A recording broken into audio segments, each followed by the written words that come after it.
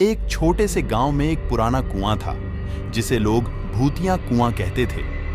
गांव के बुजुर्गों का मानना था कि उस कुएं में आत्माओं का निवास था और रात के समय कोई भी उसके पास जाने की हिम्मत नहीं करता था। लेकिन एक दिन गांव में एक नया परिवार आया। इस परिवार में एक युवा लड़का था जिसका नाम रवि था। रवि ने गांव के लोगों से भूतिया कुएं के बारे में बहुत सारी कहानियां सुनी।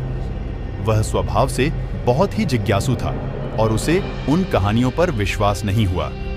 उसने तय किया कि वह खुद जाकर देखेगा कि क्या वास्तव में वहां कुछ डरावना है। एक रात जब पूरा गांव सो रहा था, रवि चुपके से अपने घर से निकला और भूतिया कुएं की ओर चल पड़ा। जैसे ही वह कुएं के पास पहुंचा, उसे एक अजीब सी ठंडक महसूस हुई। कुएं के पास अंधेरा था और चारों ओर सन्नाटा पसरा हुआ था। अचानक उसे कुएं से किसी की हंसी सुनाई दी। वह डर गया, लेकिन उसने अपने डर पर काबू पाया और कुएं के पास गया। जैसे ही रवि ने कुएं में झांका, उसे एक चमकती हुई आंखें दिखाई दी। वह तेजी से पीछे हट गया और गिरते गिरते बचा। तभी उसे एक बूढ़े आदमी की आवाज सुनाई दी। कौन है? यहां क्यों आया है? रवि ने आवाज की दिशा में देखा तो उसे एक बूढ़ा आदमी खड़ा दिखा। रवि ने डरते हुए कहा, मैं यहां यह देखने आया था कि क्या भूतिया कुएं की कहानियां सच हैं।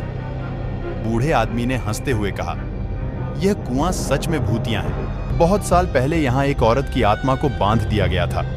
वह अब भी यहां भटकती है। अगर तुमने उसे परेशान किया तो वह तुम्हें नहीं छोड़ेगी।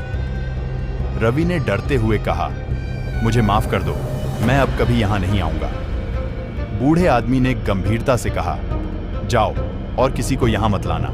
रवि तेजी से गांव की ओर भागा और अपने घर जाकर सीधे अपने बिस्तर में घुस गया। उसने सपने में भी वह बूढ़ा आदमी और भूतिया कुआं देखा।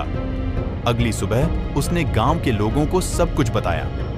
उस दिन के बाद से रवि और गांव के सभी लोग उस भूतिया कुएं से दूर ही रहते थे। कुएं के आसपास कोई भी नहीं जाता था और गांव में फिर से शांति लौट आई। लेकिन रवि कभी भी उस रात को भूल नहीं पाया और वह हमेशा दूसरों को उस भूतिया कुएं से दूर रहने की सलाह देता था। गांव वाले कहते हैं कि वह बूढ़ा आदमी उस कुएं का रखवाला था जो हमेशा वहां की आत्माओं की रक्षा करता था। और इस तरह भूतिया कुएं की कहानी पीढ़ी दर पीढ़ी चलती रही।